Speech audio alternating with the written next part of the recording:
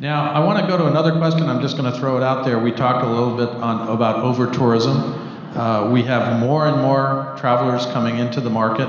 We have more and more people who are upscale travelers coming into the market. And the buzzword is all about experiential, transformational. We got to create experiences from it all. But we have more and more people. How do you, as you have more and more people come into the travel market, how do you give them those experiences, Matthew? Well, actually, I was asked to be on an over-tourism panel like 3 years ago, and it's like getting that invitation is like being asked to be on, you know, a firing line kind of. I mean, it's an intractable, amorphous, difficult, almost impossible subject to really try to find some sort of an answer to.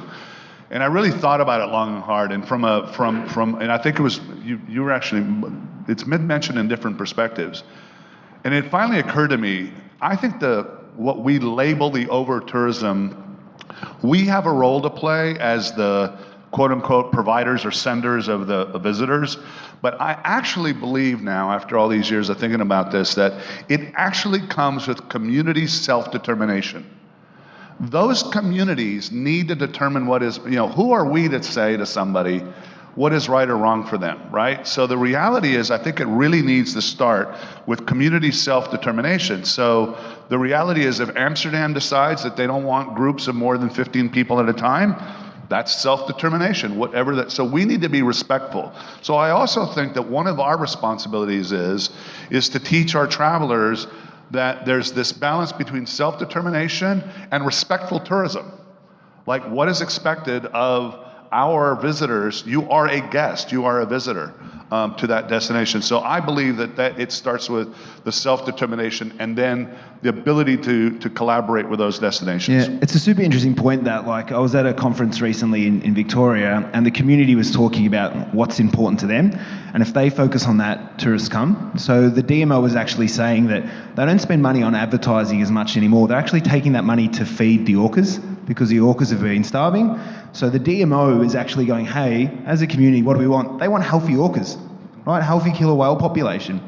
And because now they're buying the feed for that, now that community is coming back, they're getting tourism. So it is an excellent point. What does the community want? And then what happens beyond that? So I think that's a really interesting point. There's lots of cool examples of that happening all over the world. Lisa? Yeah, no, we're doing, it's funny that you use the word respect, because we're doing a program with Dubrovnik, and it's called Respect the Culture, and we're going to start that this season in Europe, but in Dubrovnik, in our Europe season. And you're right, it's having a conversation to say what's important to you as a community and how can we help you accomplish that, and just being purposeful about that. And I think that's, and to the question about, you know, sort of, you know, the thing about travel now that is so wonderful is there are so many choices depending on what that traveler wants as their experience. And even within, you know, even if it's as small as Daniel's expedition cruising, and it's very specific, and people know exactly what they're going to get within that experience, or it's larger like mine, you still have options within that larger experience to really customize and do something special and unique to exactly what you want. And I think a lot of providers are offering that because different people want different things in different places, within communities and within the places that we visit. And I've never seen such a wonderful response to that than in our industry.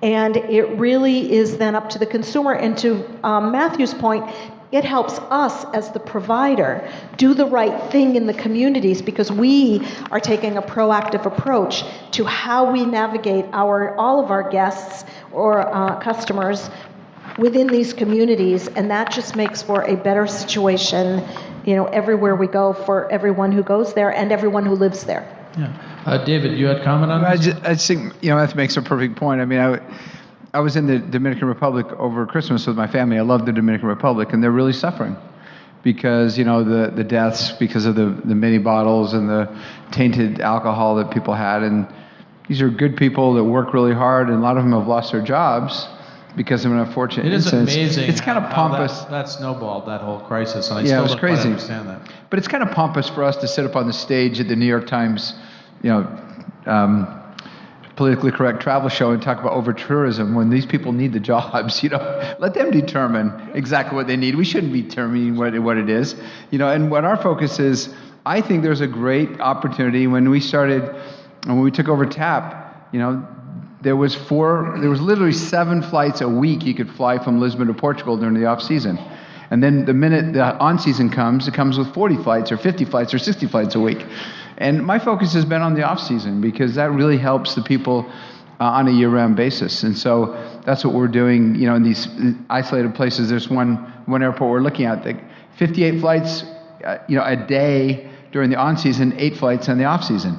Well, let's go year-round. Let's help these people on a year-round basis. Rooms are less expensive. You can rent things for cheaper. It's a great experience. The weather's still really good. So I think we need to focus more on the off-season and help smooth out the travel demand, and that will help. Maybe things during the peak season as well. No, and absolutely, that's part of sustainable travel, and it's part of all that. Dan, you have a comment on over-tourism and how? Yeah, I'm quite positive on over-tourism actually, because I think we're going to see huge changes over the next decade, and I think one of the things driving it is what Matthew touched upon, is communities taking their own control. So communities will take control on what kind of tourism they want, and that will be tourists who generate jobs. That will be tourists that don't harm the place, and you'll see a lot more regulations from communities in the years to come, which is a really, really good thing. Bergen is the entry to the Norwegian fjords.